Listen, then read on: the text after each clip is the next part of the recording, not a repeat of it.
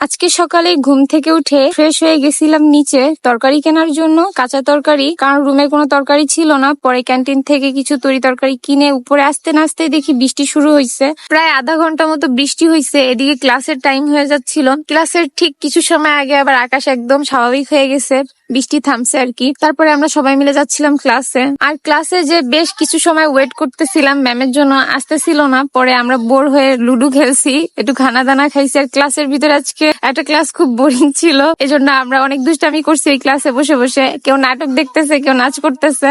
আরেকজন এই নাচের সময় ভিডিও করতেছিল, দিছে ম্যাম দেখে দাঁড় করায়া। তারপর ক্লাস শেষে আমরা সবাই মিলে ভেলপুরি খাইলাম। ভেলপুরিটা অনেক মজা ছিল।